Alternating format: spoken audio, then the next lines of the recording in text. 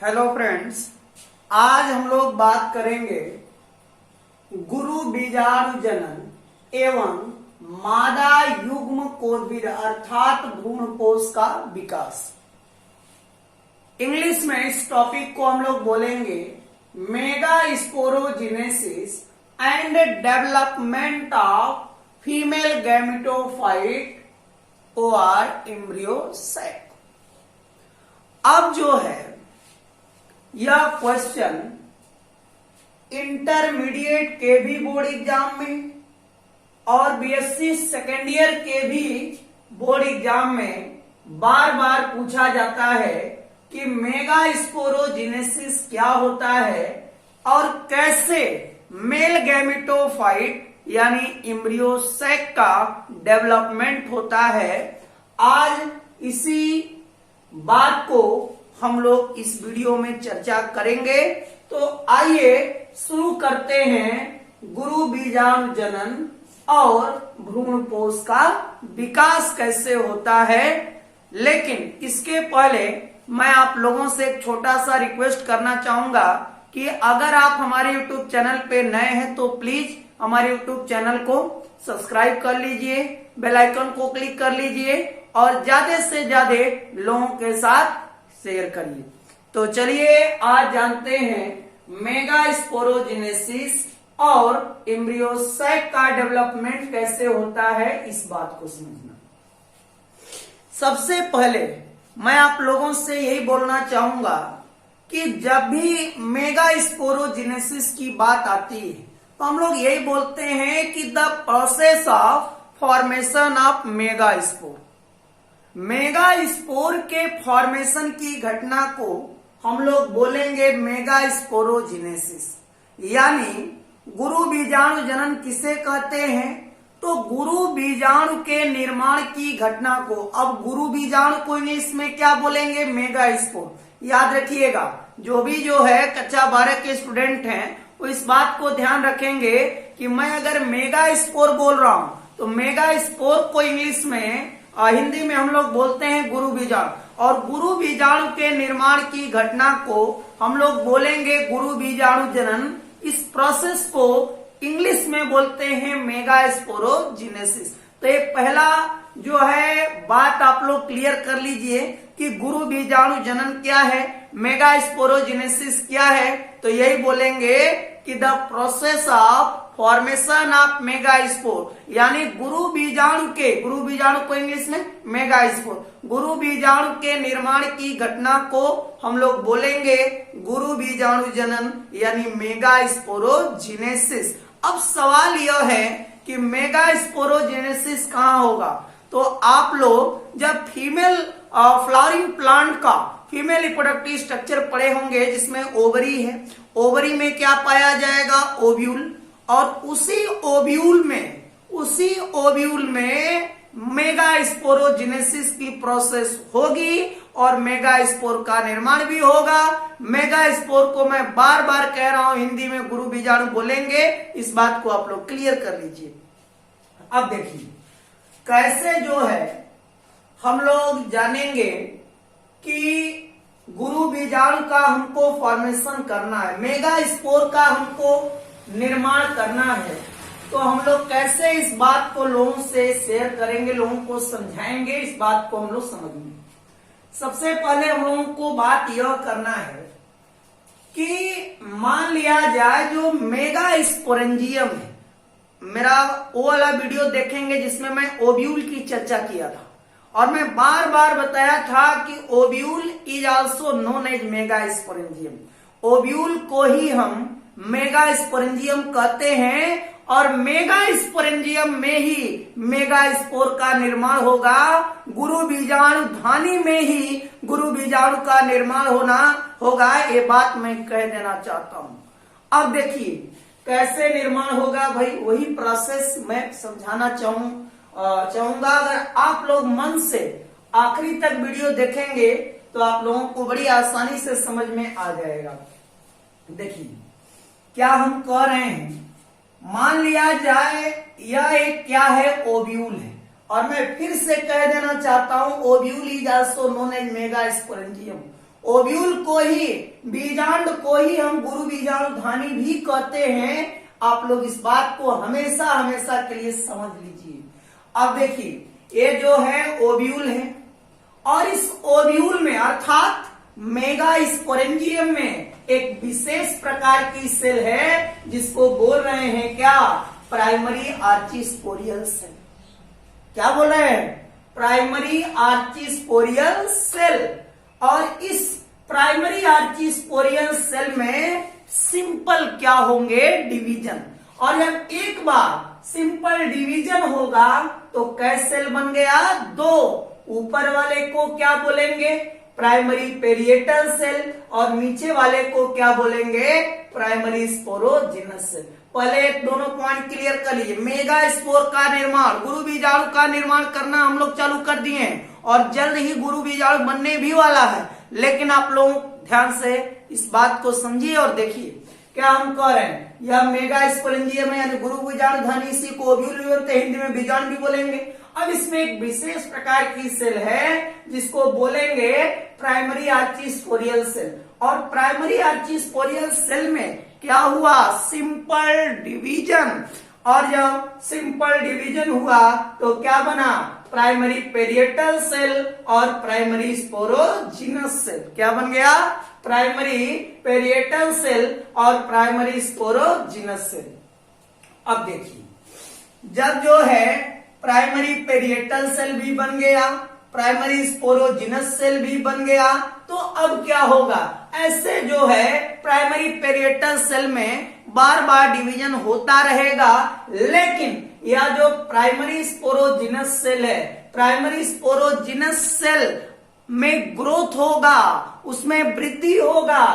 This primary sporogenous cell is function as megaspore mother cell. क्या कह रहे हैं, प्राइमरी पेरिएटल सेल में तो बार बार डिवीजन होता रहा, लेकिन प्राइमरी जो स्पोरोजिनस सेल है ये अपने साइज में बढ़ गया, अपने आकार में बढ़ गया, इसमें ग्रोथ हो गया।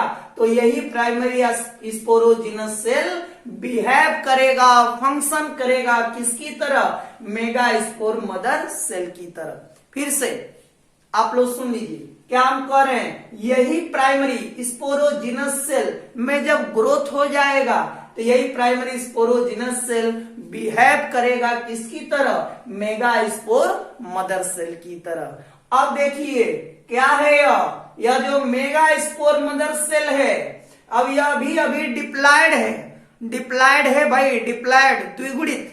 और ये बताना है कि मेगा स्पोर मदर सेल में जब मियोसिस होगा, अर्धसूत्री विभाजन होगा, तो कै मेगा स्पोर बनेंगे, 4 मेगा स्पोर का क्या हो गया, फॉर्मेशन हो गया, 4 मेगा स्पोर का फॉर्मेशन हो गया। ये बात मैं कह देना चाहता हूं। और आप लोग देख भी रहे हैं क्या हुआ, ये मेगा स्पोर मदर सेल था, और इस मेगा स्पोर मदर सेल में वो मेगा स्पोर मदर सेल कैसा था, डिप्लॉयड था।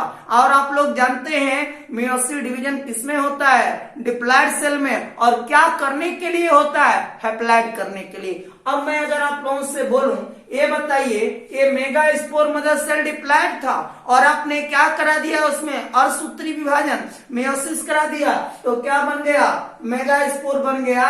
और कै मेगा स्पोर बना, 4, क्योंकि मेरे दिमाग में पहले से बात चलती है कि जब भी अर्धसूत्री विभाजन होता है, जब भी मियोसिस डिवीजन होता है, 4 डॉटर सेल का निर्माण होगा। और ये जो है megaspore mother cell diploid थी और इसमें क्या हो गया, मियोसिस डिवीजन हो गया, तो क्या बन गया, मेगा स्पोर बन गया। और क्या मेगा स्पोर बना है, 4। और आप लोग देख भी रहे हैं, लेकिन ऊपर के जो 3 मेगा, और ये भी बात समझिए, all megaspores are haploid, सभी मेगा स्पोर हैप्लॉयड हैं, एक गुणित हैं। क्यों, क्योंकि मियोसिस डिवीजन के उपरांत बने। तो यहाँ पे क्या करना है भाई, ये जो 4 मेगा स्पोर आप देख रहे हैं, इसमें से ऊपर के जो 3 मेगा स्पोर हैं वो जो है नॉन फंक्शनल है।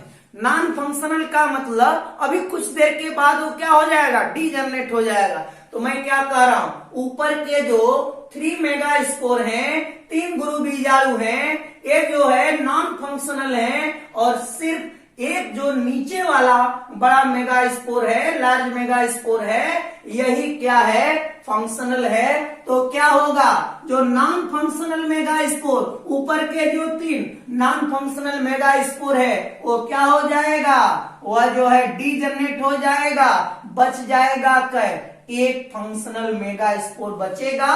और इसी एक फंक्शनल मेगा स्पोर से मैं जो है एम्ब्रियोसैक का, एक सेल्ड एम्ब्रियोसैक का निर्माण करूंगा। और आपको मालूम है ना, आपको मालूम होगा कि यह जो है एम्ब्रियोसैक का निर्माण किसके अंदर होता है, ओव्यूल के अंदर होता है, बीजांड के अंदर होता है, जिसको हम मेगास्पोरेंजियम या गुरु बीजाणुधानी भी कहते हैं। अब देखिए क्या हो रहा है भाई, हम लोग यह देख रहे हैं कि एक फंक्शनल मेगा स्पोर मेरे पास बचा है। अब मैं इसी एक फंक्शनल मेगा स्पोर से एक सेल एम्ब्रियोसैक का फॉर्मेशन करूंगा, किसके अंदर, ओव्यूल के अंदर। और ओव्यूल किसके अंदर, ओवरी के अंदर। ये बात आप लोग हमेशा के लिए समझ लीजिए। अब क्या है, यह जो फंक्शनल मेगा स्पोर है, यह जो फंक्शनल मेगा स्पोर है, इसमें क्या होगा, ये हैप्लॉइड है। पहली बार क्या होगा, समसूत्री विभाजन, तो कै सेल बना, 2, कै सेल 2। फिर दूसरी बार जब समसूत्री विभाजन होगा, यानी समसूत्री विभाजन को इंग्लिश में माइटोसिस डिवीजन, हम क्या कह रहे हैं, ये फंक्शनल मेगा स्पोर है, ये तो हैप्लॉइड है, ये तो हैप्लॉइड है ना। और इसमें क्या होगा, ये जो हैप्लॉइड फंक्शनल मेगा स्पोर है, इसमें होगा 3 बार होगा माइटोसिस डिवीजन। अब देखिए कैसे मैं 3 बार माइटोसिस डिवीजन के उपरांत मैं 8 सेल एम्ब्रियोसैक का फॉर्मेशन आपके सामने व्हाइट बोर्ड पे करने वाला हूं। अब देखिए ये जो फंक्शनल मेगा स्पोर है, ये फंक्शनल मेगा स्पोर क्या है, ये जो इसमें क्या होगा भाई, 3 बार माइटोसिस डिवीजन। पहली बार होगा कै सेल बनेगा 2, दूसरी बार होगा कै सेल बनेगा 4, तीसरी बार होगा कै सेल बनेगा 8। अब मुझे बताइए 8 सेल एम्ब्रियोसैक बन गया कि नहीं। एम्ब्रियोसैक को हिंदी में बोलते हैं भ्रूण कोश, हमेशा के लिए इस बात समझिए। अब देखिए यहाँ जो 8 सेल एम्ब्रियोसैक बना है, तो ऊपर के जो 3 सेल्स हैं, इनको बोलेंगे एंटीपोडल सेल। 2 जो है बीच में, इनको बोलेंगे पोलर न्यूक्लियाई। नीचे में से एक जो बड़ा वाला सेल है, उसको एग सेल, और 2 को क्या बोलेंगे, सिनरेजेट्स। क्या बोलेंगे, सिनरेजेट्स। अगर जो है आपको इस बात को समझना है, तो आप मेरा पिछला वीडियो देखिए, ओव्यूल या मेगास्पोरेंजियम, बीजांड की संरचना वाला, उसमें आपको ये भी बातें क्लियरली रूप से समझ में आ जाएगी। मैं इस वीडियो में समझाना चाह रहा हूं कैसे ये बना, ये जो एम्ब्रियोसैक है, ये जो भ्रूण कोश है, ये बना कैसे, इस बात पर हम आज बहस कर रहे हैं। अगर इस 8 सेल एम्ब्रियोसैक के बारे में जानना है, तो मेरा पिछला वीडियो देखिए, उसमें आपको समझ में आ जाएगा, जो ओव्यूल की संरचना पे है। अब देखिए ये जो 3 एंटीपोडल सेल, 2 पोलर न्यूक्लियाई, नीचे में से एक एग सेल और 2 सिनरेजेट्स। 8 सेल मेरा एम्ब्रियोसैक बन गया। लेकिन फर्टिलाइजेशन के पहले क्या होता है भाई, यह दोनों पोलर न्यूक्लियाई आपस में फ्यूज कर जाते हैं, तो क्या बन जाता है, सेकेंडरी न्यूक्लियस। अब मुझसे कोई पूछेगा भाई बताइए सेकेंडरी न्यूक्लियस हैप्लॉइड है कि डिप्लॉइड, तो मैं बोलूंगा कि सेकेंडरी न्यूक्लियस कैसा होगा, डिप्लॉइड होगा। तो आपने देखा कि गुरु बीजाणु जनन में हम क्या किए, गुरु बीजाणु बना दिए। मेगास्पोरोजेनेसिस में हमको मेगास्पोर बनाना था, तो मैं ये सब प्रोसेस कराया और यहाँ मेगास्पोर बना दिया। अब मेगास्पोर में क्या बना था, 4, और 4 मेगास्पोर में से 3 मेगास्पोर तो नॉन फंक्शनल था, केवल 1 मेगास्पोर फंक्शनल था। और ये जो फंक्शनल मेगास्पोर है, इसी में मैं 3 बार जब माइटोसिस डिवीजन कराया हूं, समसूत्री विभाजन कराया हूं, तो मैं 8 सेल एम्ब्रियोसैक का निर्माण करा दिया हूं, जिसमें से ऊपर के 3 cells antipodal cells, 2 polar nuclei, एक नीचे वाला एग सेल्स और 2 सिम्बियोइड्स। तो इस प्रकार से 8 सेल्ड एम्ब्रियो सैक का निर्माण हो जाएगा। और मैं एक बार फिर से बताना चाहूंगा, फर्टिलाइजेशन के पहले ये दोनों पोलर न्यूक्लियाई आपस में फ्यूज करके सेकेंडरी न्यूक्लियस का निर्माण करेंगे। तो ये भी हैप्लॉइड, ये भी हैप्लॉइड, दोनों फ्यूज किया, क्या बना? Secondary nucleus. ये क्या होगा? डिप्लॉइड। तो इस प्रकार से आप जो है मेगा स्पोरोजेनेसिस और डेवलपमेंट ऑफ फीमेल गैमेटोफाइट यानी एम्ब्रियो सैक को बड़ी आसानी से आप डिफाइन कर सकेंगे। तो मुझे उम्मीद है कि ये बात आप लोगों को समझ में आई होगी और इस वीडियो को ज्यादा से ज्यादा शेयर करिए ताकि आप लोगों के जो भी क्लासमेट हैं उनको अच्छे तरीके से बात समझ में आए। तो बहुत बहुत धन्यवाद और फिर हम लोग मिलेंगे एक नए टॉपिक के साथ। तब तक देखते रहिए हमारे यूट्यूब चैनल को। बहुत बहुत धन्यवाद।